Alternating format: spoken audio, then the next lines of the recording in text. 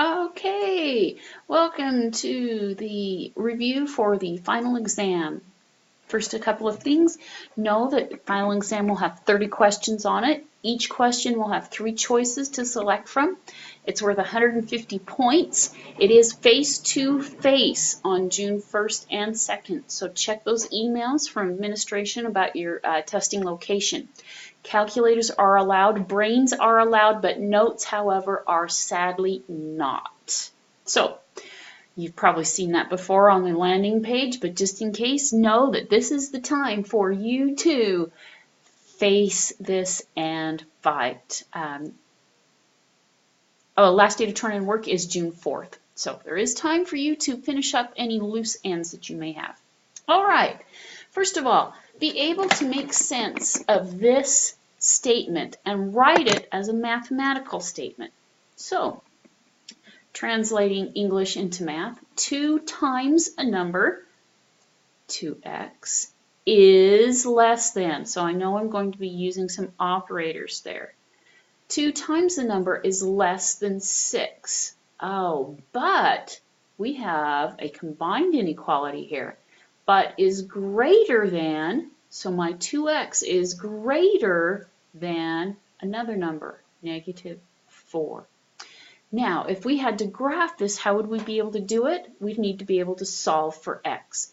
To do so, remember, we have essentially 3 parts, and if we do something to one part, we have to do it to all parts. So let's divide each part by 2, and we get x is greater than -2 and less than 3. And if we had to graph it, 0, 1, 2,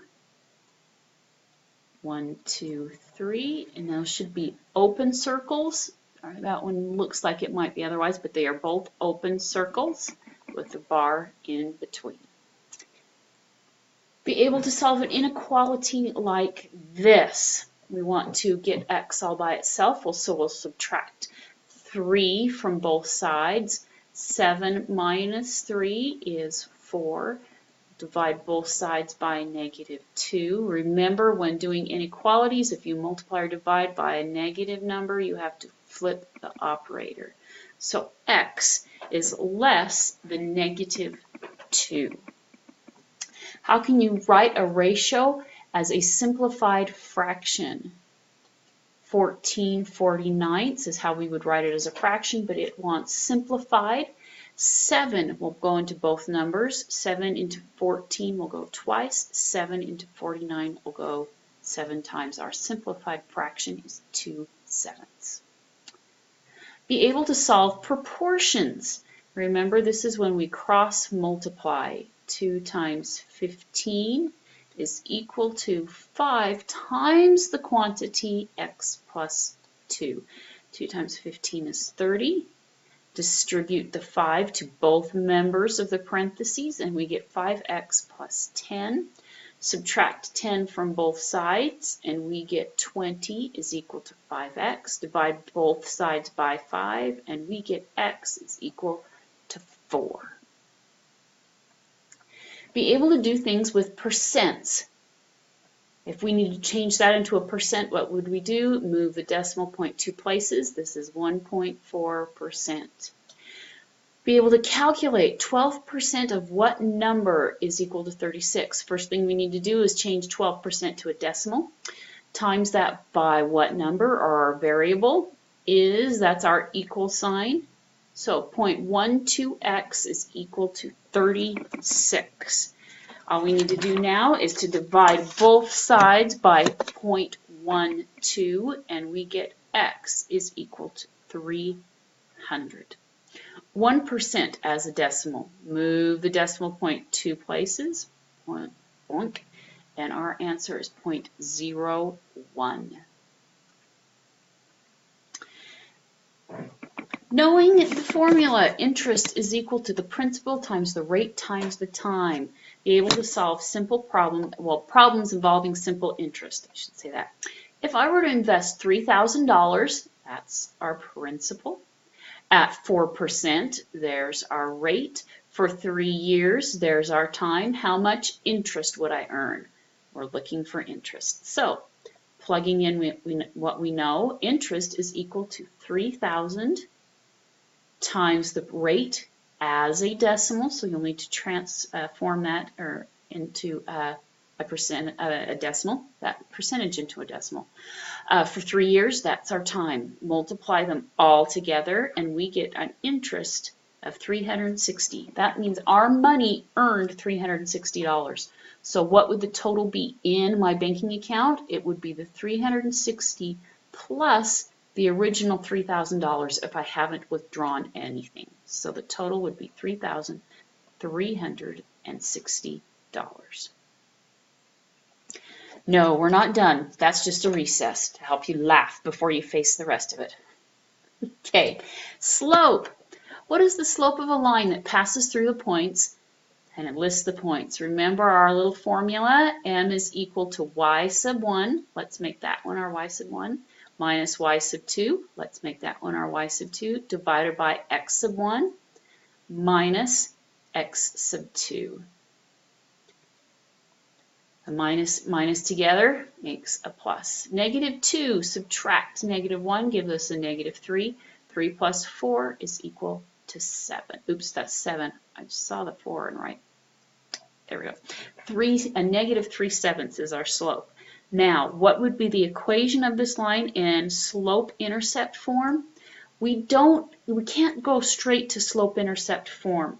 We will have to do some manipulating first. And I'm going to cover up some things here so that we have room to do this. Let me change the color. Okay. So our slope was negative 3/7. Okay. Let's use one of those points and put it in point slope form. And I covered up this point, so you're going to have to trust me that one of the points was 3, negative 2. So y minus a negative 2 is equal to our slope of negative 3/7 times by x minus 3. That's the same thing as y plus 2. Multiply and distribute that 3/7 to both members. A negative times a negative is going to be a positive 3/7 times it by 3.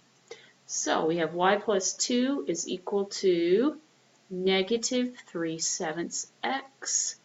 3 times 3 is 9/7. Subtract 2 from both sides and we get negative 3/7 x plus 9/7 plus 2. But wait, we have fractions here we need to deal with. We can't just add 2 and 9/7 together. We need to transform 2 into an equivalent fraction that we could add to 9/7. 14/7. If we were to simplify 14/7, it would simplify to 2, and now we can add those fractions together. So y is equal to negative 3/7 x. 9/7 and 14/7 would equal 23. 23/7.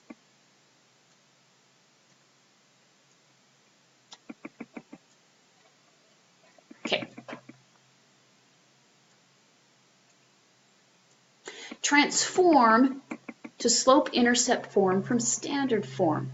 Remember what that looks like? We want y all by itself. How are we going to get there? Let's start off by subtracting 3x from both sides. Now, to get y all by itself, we'll divide by negative 5. Y is equal to negative 3 divided by negative 5 gives us a positive 3/5. 4 divided by negative 5 gives us a negative 4/5. That would be this equation of a line in slope-intercept form. What is the y-intercept? Negative 4/5. The y-intercept is always the constant all by itself when you are in slope-intercept form. Be able to transform to standard form. That's when you have the x and the y on the left-hand side with no fractions and a positive leading coefficient. So what do we need? We need to get x and y together. Let's start off by subtracting 2/3 x from both sides. Now remember, we have to have a positive leading coefficient. How can we do that? Well, if we were to multiply this by negative 3/2, what would happen? And the negatives cancel. We're left with a positive x. But then we have to multiply this by 3/2 and this by 3/2. And it's a negative 3/2. So now we have x minus negative 3/2, or x minus 3/2, times it by 21/2. Well, that only moved our problem. We kicked the can down the road. What we could do here, I should have just multiplied by 3 in that first step. Oh well, now we can multiply by 2. We multiply everything by 2, we get 2x. We multiply 3/2 by 2, we get, if we multiply 21/2 by 2, we get 21. I made it a little longer, but we still got there eventually. Be able to solve a system of equations by whichever method you choose. When I look at this, I like linear combination, so I'm going to do that. However, notice my x's and y's are not in the same column. So first of all, I'm going to rearrange it so they are in the same column. Now I can look at things and go, well, if I multiplied the bottom equation by -2, then linear combination would work. So negative 8x minus 2y is equal to negative 16. Remember, I have to multiply it by everything. Now I'm going to rewrite this one just so I've got my equations that I'm dealing with close together visually. It makes it so you usually make less mistakes. 5x minus 8x gives us a negative 3x. 2y minus 2y, my variable disappears. Negative 16 plus 13 gives us a negative 3. Divide both sides by negative with 3 and we get x is equal to 1. Plug it back into whatever one we want. I'm going to choose this one because I like things that are easy. 4 times 1 is equal to 8. Y plus 4 is equal to 8. Minus 4 from both sides, and we get 4. Y is equal to 4, x is equal to 1, or if we needed to express it as a coordinate, we could write it this way. You may be given a question that has a system of equations and then asked if a certain coordinate point is a solution. To do that, you would take the coordinate point, plug them into your system, and see if it makes a true statement. All right, what is the slope of this line? Let's do this as our y sub 1, and this is our y sub 2. M is equal to y sub 1 minus y sub 2 all over x sub 1 minus x sub 2. 1 minus 3 is negative 2. Negative 2 minus 4 is negative 6. Simplified that, it becomes a positive 1/3, a slope of 1/3. All right, there's one section left. Are we going to make it? I don't know. Okay, I'm going to stop the video now and we'll do the rest of the review in the next section.